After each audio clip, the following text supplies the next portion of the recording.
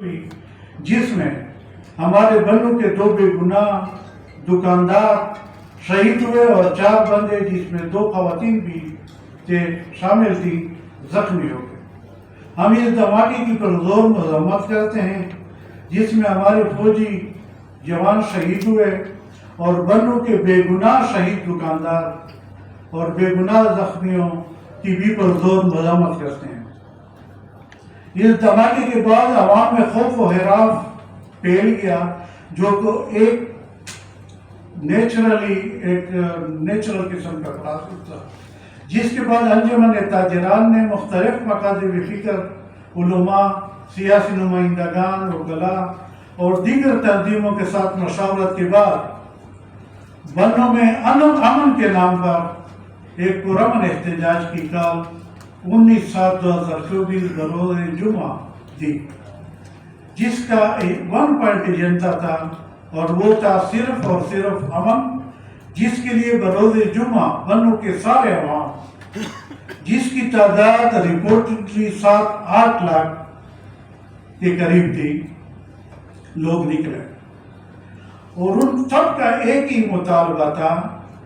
کہ بنوں کو non state actor سے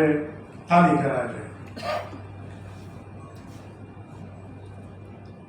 اور ان کے دفاتر بند کیے جائے، اور بنوں میں چونکہ امن کی ذمہ داری ریاست کی ہے اور ریاست ماجیسی ہوتی ہے اور حکومت وقت کی ہے، ہم کوئی اور گروپ، کوئی اور فورس، کوئی اور ملیشیا کو قطعاً تسلیم نہیں کرتے۔ 75 بندے شہید ہو گئے تو لامحالہ کوئی ہمارا وہاں پہ بھائی ہوگا یا کوئی ہماری بہن ہوگی یا ہمارا کوئی بیٹا ہوگا یا ہمارا باپ ہوگا، ہم آرام سے یہاں پہ نہیں رہ سکتے اور ملک میں بدنامی ہو، کسی شہر میں بدامنی ہو اور ہم یہ سوچیں کہ ہم سکھ کی نیند سوئیں گے تو یہ بہت مشکل بات ہے، سب کے لیے لمحہ بکھری ہے۔ میں سب سے پہلے جرمنی میں پاکستانی جھنڈے کو جلانا، وہاں کے ایمبیسی پہ حملے کرنے کا پورے بنو قوم پختونوں کی طرف سے سخت ترین الفاظ میں مذمت کرتا ہوں، اور میں بڑے اس کے ساتھ کہتا ہوں کہ بعض لوگ احسان فراموش ہوتے ہیں۔ آج بھی پختونوں کے کندھوں پہ لاکھوں کی تعداد میں اس علاقے کے لوگ ہیں جو ہمارے اکانومی پہ، جو ہمارے کلچر پہ اثر انداز ہو رہے ہیں اور ہم اس کو بغیر کسی اس کے برداشت کر رہے ہیں، ہم پرزور الفاظ میں مذمت کرتے ہیں۔ آج ہم جو پریس کانفرنس کے لیے آئے ہیں اس کا ایک ہی مقصد ہے اور وہ بنوں میں ہمیں امن چاہیے، کیونکہ بنوں میں کچھ شرپسند عناصر جس کو عرف عام میں نان اسٹیٹ ہولڈر ایکٹر کہتے ہیں،